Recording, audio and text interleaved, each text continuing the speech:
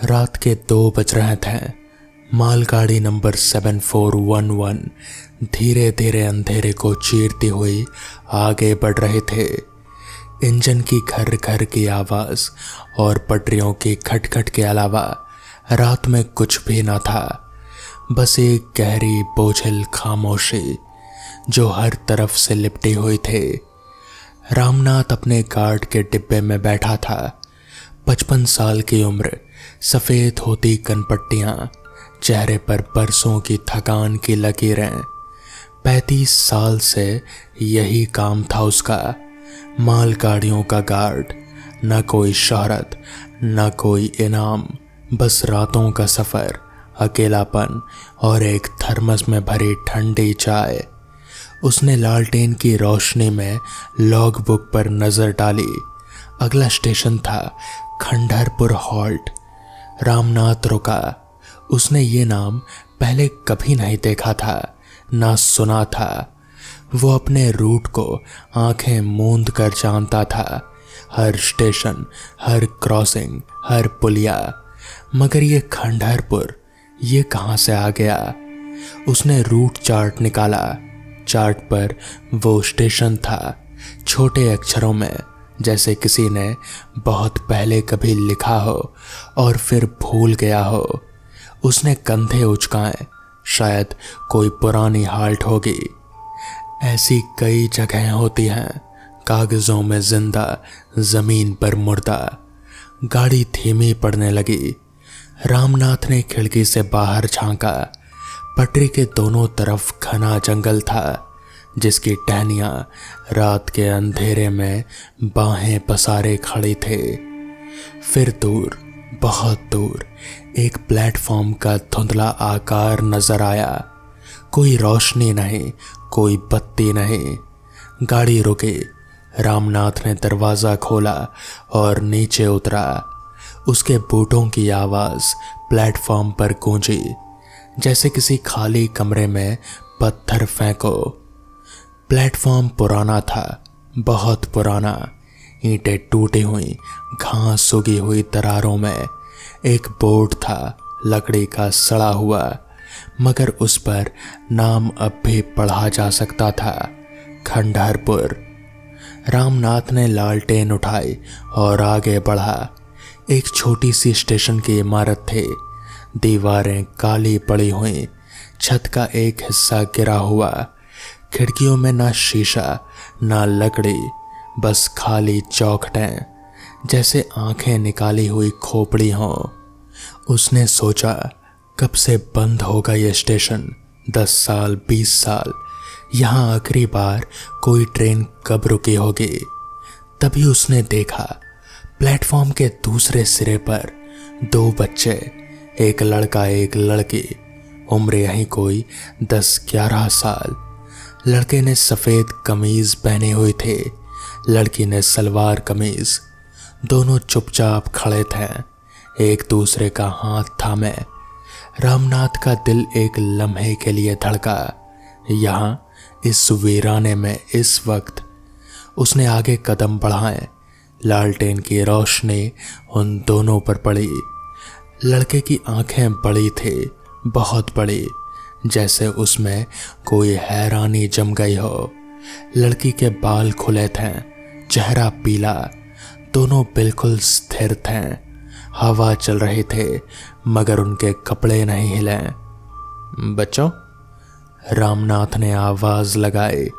उसकी आवाज रात की खामोशी में दूर तक चली गई। तुम यहाँ क्या कर रहे हो? रात के 2 बज रहे हैं। कोई जवाब नहीं। कहाँ से आए हो? घर कहाँ है तुम्हारा? दोनों ने एक दूसरे को देखा। फिर लड़के ने रामनाथ की तरफ देखा। उसके होंठ हिले, मगर कोई आवाज नहीं निकली। रामनाथ थोड़ा और पास गया। कुछ था, कुछ अजीब।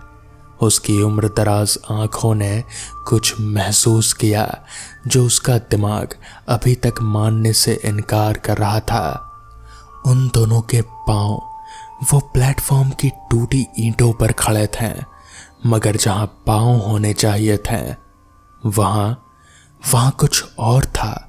जो पूरा नहीं था, जैसे वो थोड़े धुंधले थे, जैसे लालटेन की रोशनी उनसे होकर गुजर जाती हो। मगर रामनाथ ने इसे नजरअंदाज किया। 35 साल की नींद की कमी आदमी को कभी कभी अजीब चीजें दिखाती है। गाड़ी पर चढ़ जाओ, उसने कहा। मैं तुम्हें अगले स्टेशन पर छोड़ देता हूँ, वहां से पुलिस तुम्हारे घर तक तुम्हें पहुंचा देगी। वो दोनों चले, रामनाथ के आगे आगे। उनके कदमों की आवाज नहीं थे। रामनाथ ने ध्यान नहीं दिया। उसने सोचा शायद वो नंगे पांव है, बच्चे हल्के होते हैं। गार्ड का डिब्बा आया। रामनाथ ने दरवाजा खोला और इशारा किया। दोनों अंदर चले गए। रामनाथ भी चढ़ा और दरवाजा बंद किया। डिब्बे में एक बेंच थे, एक छोटी मेज और कोने में थर्मस। रामनाथ ने थर्मस उठाया। चाय पियोगे? दोनों ने मना नहीं किया, मगर उन्होंने हाँ भी नहीं कहा। रामनाथ ने 2 कप निकाले और चाय डाली। उसने एक कप लड़के की तरफ बढ़ाया। लड़के ने हाथ बढ़ाया, मगर रामनाथ के हाथ में जो कप था वो हिला नहीं। जैसे लड़के का हाथ हवा था, जैसे उसमें पकड़ने की ताकत ही नहीं थी। रामनाथ ने घबराकर पीछे हटकर देखा। लड़के का हाथ, उसकी उंगलियां, वो लालटेन की रोशनी में दिख रहे थे, मगर उनके पीछे से बेंच की लकड़ी भी दिख रहे थे। रामनाथ का गला सूख गया। उसने लड़की की तरफ देखा। लड़की उसे देख रहे थे, बड़ी बड़ी आंखों से, जिनमें ना आंसू थे ना हंसी, बस एक खालीपन जो बहुत गहरा था। उसके बालों में एक सूखा फूल था। रामनाथ ने याद किया, वो फूल उसने पहले कहीं देखा था। प्लेटफॉर्म के पास वो जब उतरा था, वहां एक पुरानी कब्र थी, टूटी हुई, घास से ढकी। उस पर कोई नाम नहीं था, बस एक सूखा फूल पड़ा था, बिल्कुल वैसा ही फूल। गाड़ी चल पड़ी थी। रामनाथ हिल नहीं सका। उसकी पीठ दरवाजे से लगे थे। आंखें उन दोनों पर टिके थे। उसका दिल वो जोर जोर से धड़क रहा था, इतना जोर से कि उसे लगा रात की खामोशी में भी सुनाई दे रहा होगा। लड़के ने उसकी तरफ देखा। पहली बार उसके होठों से आवाज आई, बहुत धीमी, जैसे पत्तों की सरसराहट हो। हम यहां बहुत दिनों से हैं। रामनाथ की सांस रुक गई। हम घर जाना चाहते हैं। लड़की ने कुछ नहीं कहा, वो बस देखती रही। रामनाथ के मुंह से शब्द नहीं निकले। उसने कभी नहीं सोचा था कि जिंदगी में वो किसी ऐसे लम्हे से गुजरेगा। 35 साल रातों में अकेले सफर किया, कभी डर नहीं लगा, मगर आज जो डर था वो अलग किस्म का था। वो जिस्म का नहीं, रूह का डर था। गाड़ी पटरियों पर दौड़ रहे थे। खिड़की से बाहर सिर्फ अंधेरा था। रामनाथ ने बड़ी मुश्किल से खुद को संभाला। उसने धीरे से पूछा, घर कहाँ है तुम्हारा? लड़के ने जवाब नहीं दिया। उसकी आंखें उदास हो गई। अगला स्टेशन आया, मोहनपुर जंक्शन। गाड़ी रुकने लगी। रामनाथ ने दरवाजा खोला। ताज़ी हवा अंदर आई, रोशनी आई। प्लेटफॉर्म पर एक आध मजदूर दिखे। उसने पीछे मुड़कर देखा, डिब्बा खाली था। दोनों बच्चे गायब, कोई निशान नहीं, कोई आहट नहीं, जैसे वो थे ही नहीं। मगर मेज पर वो 2 कप चाय अभी भी रखे थे, जो रामनाथ ने डाले थे। दोनों कप भरे हुए थे और एक कप के पास वो सूखा फूल पड़ा था। रामनाथ उस रात मोहनपुर में ही रुक गया। उसने स्टेशन मास्टर को बताया खंडहरपुर हॉल्ट का, दोनों बच्चों का। स्टेशन मास्टर ने उसे अजीब नजरों से देखा। खंडहरपुर हॉल्ट? उसने कहा। वो लाइन तो बंद हो गई सन 1987 में। वहाँ कोई ट्रेन नहीं रुकती। रामनाथ ने लॉग बुक निकाली और उसे दिखाई। स्टेशन मास्टर ने देखा, फिर उसका रंग उड़ गया। लॉग बुक में खंडहरपुर का कोई जिक्र नहीं था। रामनाथ की लिखावट में सीधे मोहनपुर जंक्शन 2:47 पर। कोई बीच का स्टेशन नहीं। अगले दिन रामनाथ ने कुछ पुरानी फाइलें खुदवाई रेलवे के रिकॉर्ड रूम में, जहां दशकों पुराने धूल जमे थे। 1987 की एक फाइल मिले। खंडहरपुर हॉल्ट बंद, कारण दुर्घटना। एक मालगाड़ी उस स्टेशन से गुजरे थे। ड्राइवर को पता नहीं था कि पटरी पर कुछ था। 2 बच्चे, एक लड़का एक लड़की, रात को पटरी पार कर रहे थे। उनके नाम थे मोहन और सुमन। उनकी उम्र थे 10 और 11 साल। फाइल में एक पुरानी धुंधली तस्वीर थे। रामनाथ के हाथ कांपने लगे। वही चेहरे, वही आंखें, लड़की के बालों में एक सूखा फूल। रामनाथ ने उस दिन के बाद कभी रात की ड्यूटी नहीं ली। उसने अपने साथियों को कभी नहीं बताया। उन्हें क्या पता चलता, कुछ ऐसी बातें होती हैं जो सिर्फ आंखें देखती है, ज़बान नहीं कह सकती। मगर कभी कभी जब रात को नींद नहीं आती, वो लड़के की आवाज़ सुनता है, हम यहाँ बहुत दिनों से हैं। और उसे पता नहीं क्या वो दोनों अभी भी उसे टूटे प्लेटफॉर्म पर खड़े हैं, किसी गाड़ी का इंतज़ार करते हुए, या क्या उस रात जब रामनाथ उन्हें अपनी गाड़ी में ले गया, क्या वो अपने घर पहुंच गए।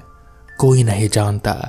खंडहरपुर में आज भी वो सूखा फूल है, किसी पुरानी बेनाम कब्र पर। और रात को जब मालगाड़ियाँ उस बंद लाइन के पास से गुजरती हैं, कभी कभी ड्राइवर दूर से 2 धुंधले साए देखते हैं, एक दूसरे का हाथ थामे इंतज़ार में। तो दोस्तों, ये थी आज की पहली कहानी। तो चलिए बढ़ते हैं आज की दूसरी कहानी की ओर। रात काफ़ी हो चुके थे जब सूरज ने मुर्दा घर का मेन दरवाज़ा बंद किया और अपनी कुर्सी पर बैठकर एक लंबी सांस ली। बाहर जनवरी की ठंड अपने पूरे शबाब पर थे। कोहरा इतना घना था कि सड़क के उस पार जलते हुए खंबे का बल्ब भी एक धुंधले धब्बे जैसा नजर आ रहा था। ये नौकरी उसे उसके दोस्त रमेश ने दिलाई थे 3 महीने पहले, जब सूरज के घर में फाके पड़ने की नौबत आ गए थे। जब बीवी ने मायके जाने की धमकी दे दी थी, तब रमेश ने उसे इस नगर निगम के मुर्दा घर में रात में पहरेदार की नौकरी दिलाए थे। सूरज ने पहले इनकार किया था। मुर्दा घर, लाशों के बीच रात गुजारना, ये सोच कर ही उसकी रूह कांप जाते थे। लेकिन भूख और मजबूरी के आगे डर भी झुक जाता है। धीरे धीरे वो इस काम का आदी हो गया था। 3 महीने में उसने बहुत कुछ देखा था। सड़क हादसों के शिकार, बीमारी से मरे बुजुर्ग, कभी कभी कोई ऐसी लावारिस लाश। वो सब देखते देखते उसके दिल पर एक मोटी चमड़ी चढ़ गई थी। अब वो बिना झिझक के उस इमारत में घुसता था जिसके अंदर 10-12 ठंडी मेज़ें हमेशा किसी न किसी का इंतज़ार करती रहती थीं। उस रात मुर्दा घर में 3 लाशें थे। एक बुजुर्ग औरत जो दोपहर को आए थे, एक जवान लड़का जिसका एक्सीडेंट हुआ था, और एक अधेड़ उम्र की औरत, शायद 45-50 साल की, जो उसी सुबह किसी अनजान हालत में मृत पाए गए थे। उसकी पहचान अभी तक हो नहीं पाए थे। पुलिस का काम जारी था। सूरज ने अपना कंबल ओढ़ा, एक छोटा सा रेडियो चालू किया जिसमें पुराने फिल्मी गाने आ रहे थे और एक उपन्यास खोल लिया। रात यूं ही गुजर जाती थी। करीब 1 बजे रात को जब नींद उसकी आंखों पर हावी होने लगी तब उसे बाहर से कुछ आहट सुनाई दी। पहले तो उसने अनसुना कर दिया। कभी कभी आवारा कुत्ते दरवाजे के पास आकर खड़े हो जाते थे, लेकिन ये आहट कुत्तों की नहीं थे, ये कदमों की आवाज थे। इंसानी कदम, धीरे धीरे, जैसे कोई थका हुआ हो। सूरज उठा। उसने खिड़की से बाहर झांका। कोहरे में एक परछाई दिखे। एक आदमी, मध्यम कद, थोड़ा झुका हुआ, मुर्दा घर के मुख्य दरवाजे की तरफ आ रहा था। सूरज ने दरवाजा खोला। ठंडी हवा का एक झोंका अंदर घुस आया, इतना बर्फीला कि सांस से रुक गई। आदमी सामने खड़ा था। वो 50 के आसपास का रहा होगा। सफेद बाल, पीला चेहरा, आंखों में एक अजीब सी थकान जो सिर्फ नींद की कमी नहीं बल्कि किसी गहरे दर्द की निशानी लग रही थे। उसने पुराना ग्रे रंग का कोट पहना था जो मौसम के हिसाब से बेहद नाकाफी था। उसके हाथ खाली थे, पैरों में सिर्फ पुरानी चप्पलें। सूरज ने पूछा कि इतनी रात को कैसे आना हुआ। आदमी ने बड़े सुकून से बिना किसी हड़बड़ाहट के साथ कहा कि उसकी बीवी यहाँ है, उसे उससे मिलना है। सूरज ने समझाया कि रात के वक्त मिलना मुमकिन नहीं, सुबह आइए। लेकिन आदमी ने इस तरह देखा जैसे उसने सुना ही नहीं। उसकी नजर सूरज के पीछे उस अंधेरे गलियारे में थे जो अंदर के कमरों की तरफ जाते थे। सूरज को कुछ अजीब लगा। आदमी के बारे में कुछ था जो उसकी समझ में नहीं आ रहा था। शायद उसके बात करने का तरीका बहुत धीमा, बहुत ठहरा हुआ, या शायद ये कि उसकी सांस में वो भाप नहीं बन रहे थे जो इतनी ठंड में जरूर बनती है।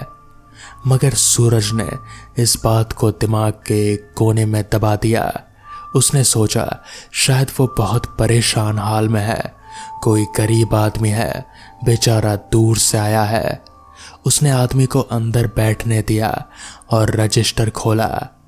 उस सुबह वाली अनजान औरत का नाम नहीं था, बस एक नंबर था। सूरज ने आदमी से पूछा कि उनकी बीवी का नाम क्या है। कमला, आदमी ने कहा। आवाज में कोई कंपन नहीं था। सूरज ने सोचा वो अनजान औरत, उसकी उम्र भी मेल खाते थे। उसने सोचा शायद यही परिवार वाले हैं जो पहचान के लिए आए हैं। रात को आना नियम के खिलाफ था, लेकिन सूरज को उस आदमी पर तरस आया। वो उसे उस कमरे की तरफ ले जाने लगा। गलियारे में सिर्फ एक पीली बत्ती जल रही थे। दोनों की परछाइयां दीवार पर लंबी होती जा रही थे।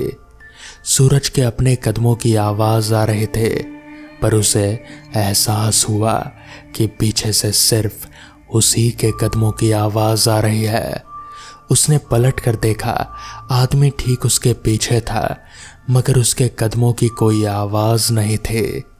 पुरानी टाइलों पर, जिन पर सूरज की अपनी चप्पलें इतना शोर मचा रहे थे, उस आदमी की चप्पलें बिल्कुल खामोश थे। एक पल के लिए सूरज के पैर रुक गए। उसने खुद को समझाया, कुछ लोग बहुत हल्के कदमों से चलते हैं। वो आगे बढ़ा। कमरे का दरवाजा खोलते ही ठंड और गहरी हो गई। फॉर्मेलिन की वो तीखी जानी पहचानी गंध हवा में तैर रहे थे। 3 मेजें थी, तीनों पर सफेद चादरें। सूरज ने तीसरी मेज की तरफ इशारा किया। वो अनजान औरत वहीं थे। आदमी उस मेज की तरफ बढ़ा। उसने चादर उठाई और तभी सूरज ने कुछ देखा जिसने उसकी सांसें थाम ली। उस औरत का चेहरा देखते ही आदमी के होठों पर एक बहुत हल्की, बहुत धीमी मुस्कुराहट आई, जैसे किसी को अपना पिछड़ा हुआ कोई मिल गया हो। वो मुस्कुराहट जिंदों की नहीं थे। उसमें कोई राहत नहीं, कोई दर्द नहीं, कोई आंसू नहीं था, बस एक ठंडा पत्थर जैसा सुकून। और उसी वक्त मेज पर पड़ी उस औरत की बंद आंखों के कोने से एक आंसू निकला, ठंडे बेजान चेहरे पर। सूरज का पूरा जिस्म जम गया। वो पीछे हटा, उसका पांव किसी चीज से टकराया और वो गिरते गिरते दीवार से लग गया। उसने हाँफते हुए दोबारा देखा, आदमी वहां नहीं था।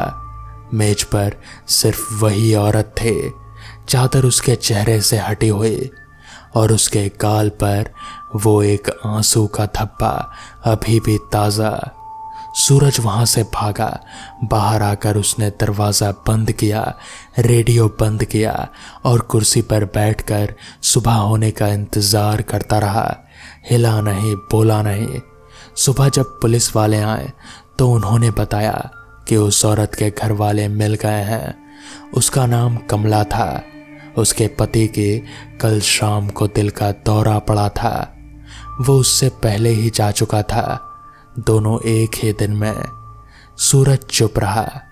उसने कभी किसी को नहीं बताया कि उस रात वो पति जो मर चुका था एक बार अपनी बीवी से मिलने आया था, क्योंकि कुछ बातें ऐसी होती हैं जिन्हें सिर्फ रूह समझती है, अल्फाज नहीं। तो दोस्तों, ये थी आज की कहानियाँ। अगर आपको ये कहानियाँ पसंद आई हों तो वीडियो को लाइक और चैनल को सब्सक्राइब करना ना भूलें। तो मैं आपका दोस्त आर्यन जल्द ही मिलूँगा आपसे ऐसी ही किसी नई कहानी के साथ। तब तक के लिए अपना ख्याल रखें।